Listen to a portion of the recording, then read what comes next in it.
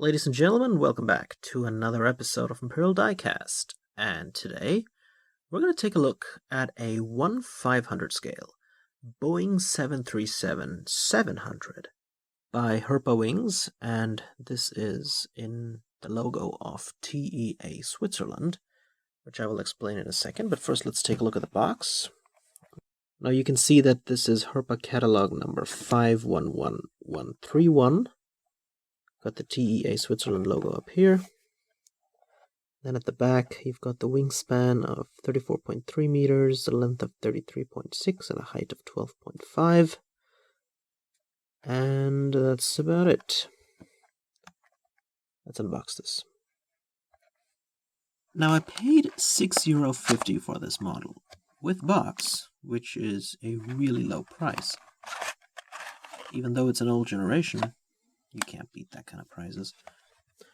Now you can see at the inside of this box that there's actually a little bit of a design, and that looks like part of the runway. So if I were to destroy this box, I could in theory use the interior to create a short runway for whatever airport diorama that I'd be working on. But I'd like to keep the box, so I won't do it. Anyhow, here's the model. Let's get it out of the box.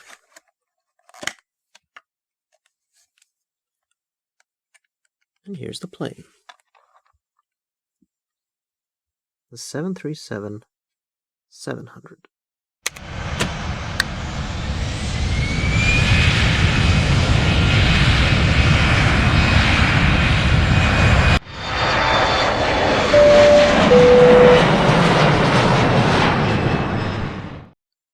So let's begin by answering the question, what is the 737-700? Well, it's the NG replacement for the classic 737-300, which came out in the 80s. But the 737-700 came out in the 90s. And let's talk a little bit about this airline, because on first glance, if you look at the tail, it looks a lot like Swissair. However, this is TEA Switzerland. Now, TEA stands for Trans-European Airways, which was originally a Belgian airline that had been operating since 1971. In the late 1980s, they tried expanding by forming regional branches in several countries like TEA UK, TEA France, TEA Italy, and TEA Switzerland. But then the Gulf War happened, and they went out of business in 1991. However, the Swiss branch, TEA Switzerland, continued operating through most of the 90s until it was purchased by easyjet in 1997 and became easyjet Switzerland, which of course also meant dropping this pretty cool looking livery. So we'll start off by taking a look at the L1 door of the port side of this aircraft. And you can see that it does have a little hatch and I think a little door handle underneath it. And then, of course, we have the window line, and here at the front we have the TEA lettering in red, which looks really cool. And then up here, we have Switzerland written in this bright silver color. As we continue along the side of the aircraft, you can see the emergency exit doors above the wing. And then back here, we have the aircraft type specification, Boeing 737-700. The L2 exit, and this little plane even comes with registration. Hotel Bravo, India, India Hotel, and the Swiss flag underneath. And here we have the vertical stabilizer, which of course looks very similar to the Swissair livery, and it of course is also in the national colors of Switzerland. And up there we have the TEA logo. And now if we take a look at the horizontal stabilizers, you can see that they're done pretty well. I mean, the elevators are carved really nicely. There's even like 2 segments to them. And now if we take a look at the wings of this little plane, you can see that the wings are done very nicely. I mean, even though it is a small plane, The flaps, the slats, the air brakes, ailerons, everything is carved really nicely, and there's no paint over the wing to sort of obscure those carvings. You can see the trailing edge fairings jutting out underneath the wings as well. Now, this is an older model, so it doesn't have the winglets. Now, if we take a closer look at the engines, these are, of course, the 737's two CFM56s, and they're actually done much better than on Herpa's first rendition of the 737-300, where the engines were very flat and didn't have any depth to them.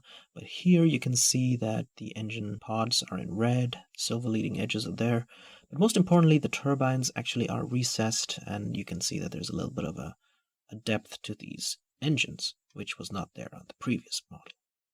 And now taking a look at the front of the aircraft, you can see that the cockpit windows are done pretty well. However, they don't have any silver edges or cockpit window frames, but we do get the eyebrow windows of the 737. And here's a look at the wheels of the plane. Now, of course, this is the old generation clunky landing gear, unfortunately, which is pretty apparent when it comes to small, narrow-body airliners like the 737. But if we take a closer look at the underbelly of the aircraft, you can see that we've got the Herpa logo here.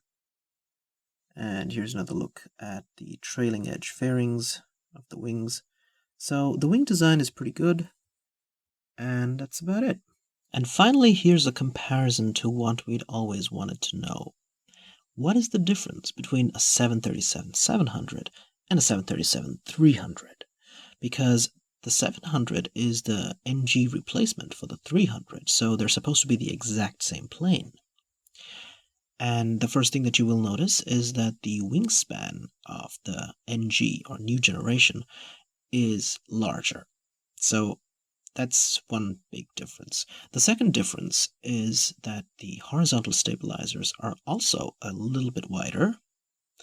And the third difference is that the vertical stabilizer of the 737-700 is taller than that of the 737-300. In terms of fuselage length, though, they are the exact same length. So it's, in a sense, the same plane. It's just got a more modernized cockpit as well. So if you were ever curious about that kind of stuff, you know you've come to the right channel. So that does it for the review of this 737-700, guys. I hope you enjoyed this review, and if you're interested in more planes, please make sure to check out some of my other reviews. Take care, have a wonderful day, and this is Imperial Diecast, signing out.